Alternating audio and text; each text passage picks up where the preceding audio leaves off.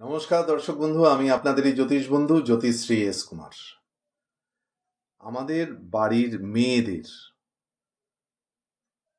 বারবার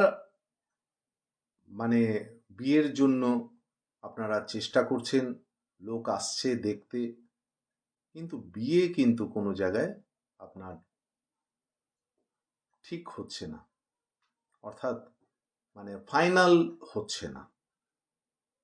সেটার কিন্তু অনেকগুলো কারণ আছে, সে কারণগুলো আমি আজকে আলোচনা করব। প্রথম কারণ সেটা হচ্ছে আপনাদের বাস্তুদোষ নেই। তো আপনাদের যদি বাস্তুদোষ থাকে তাহলে কিন্তু আপনার বাড়িতে যে মানুষটি আপনার মেয়েকে দেখার জন্য ঢুকছে, সে ঢুকেই কিন্তু একটা অস্বস্তি ফিল করবে, তার ভালো লাগবে না। সে বাড়িতে ঢুকেই তার মনে হবে কি কতক্ষণে সে বাইরে বেরোবে, তার ভালো লাগবে না, সে আনইজি ফিল করবে। দেখবেন কোনো মানুষ ঘরে ঢুকে এদিক ওদিক একটু এদিক দেখলো ওদিক দেখলো, এদিক ঘুরলো ওদিক ঘুরলো, এরকম একটু প্রবণতা থাকে। আবার কেউ দেখবেন ঘরে ঢুকে বসে যেন শান্তি পায়। এই যে ব্যাপারগুলো, বাস্তু দোষ আছে কিনা সেটা দেখুন। অর্থাৎ আপনার বাড়ির উত্তর পূর্ব কর্নারে যদি টয়লেট, ল্যাট্রিন বা কিচেন থাকে, তাহলে কিন্তু আপনার বাড়ির মেয়ের বিবাহ হওয়া কিন্তু মুশকিল আছে। বারবার লোক দেখে যাবে কিন্তু ফাইনাল হবে না। বাড়িতে গিয়ে দেখবেন আর খবর দিচ্ছে না। এই জায়গাটা কিন্তু আপনাদের সচেতন করার জন্যই এই প্রোগ্রাম। আমি আরেকদিন আলোচনা করব নর্থ ইস্টকে বুস্ট আপ কিভাবে করা যায়। আরেকটা জিনিস খেয়াল রাখবেন, সেটা হচ্ছে যে আপনার মেয়ে যেখানে বসছে, যেখানে বসে দেখানো হচ্ছে, সেই প্লেসটা কোথায়।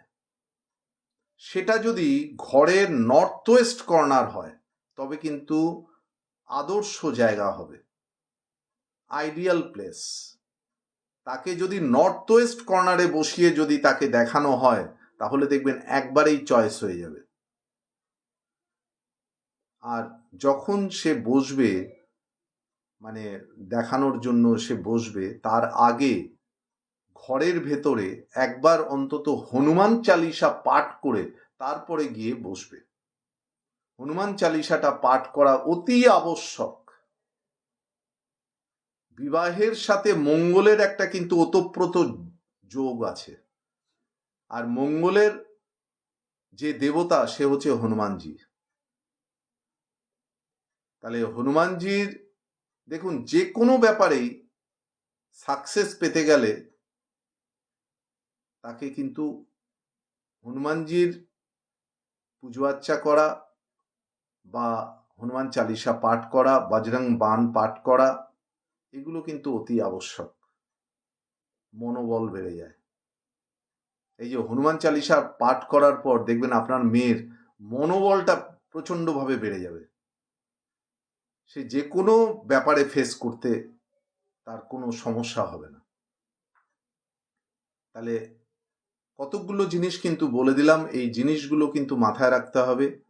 আর যখন দেখানোর জন্য সে আসবে, সেই যে বস্ত্রটা, যে ড্রেসটা সে পরবে, সেই ড্রেসের মধ্যে যাতে কোনোভাবেই কালো ব্যাপার না থাকে, ব্ল্যাক ব্ল্যাক যাতে না থাকে।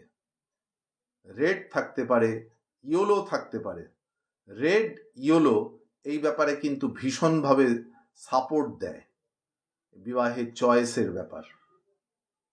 রেড এবং ইয়েলো, এই ব্যাপারগুলো মাথায় রাখতে হবে। আর যারা আপনাকে মেয়েকে দেখতে আসবে, তাদের চেয়ারটা যাতে এমনভাবে থাকবে, বা সোফা বা যাই থাকুক না কেন, আপনার মেয়ে যেখানে বসবে তাদের ডান হাতে, অর্থাৎ ডান দিকে মেয়ে বসবে।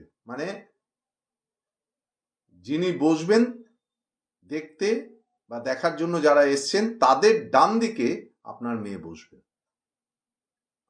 তাহলে দেখবেন আপনার এই ব্যর্থতা আর থাকবে না। এই যে বারবার দেখে চলে যাচ্ছে, এটা দেখুন আজকালকার দিনে সব কিছুই কিন্তু একটা ব্যয় সাপেক্ষ। এই যে 1 প্লেট মিষ্টি, এটাও কিন্তু 100 টাকার নিচে আজকাল হয় না। তা এরকম 4 জন যদি আসে, আর যদি মানে ধরুন সপ্তাহে বা মাসে যদি এরকম কয়েকজন আসে, তাতে যেমন মানে খরচার ব্যাপার প্লাস হচ্ছে তার মনের মধ্যেও কিন্তু একটা নেগেটিভ থিঙ্কিং তৈরি হবে যে আমার তো কোনো জায়গায় হচ্ছে না। সেই জন্য এই ব্যাপারগুলোকে মাথায় রাখতে হবে।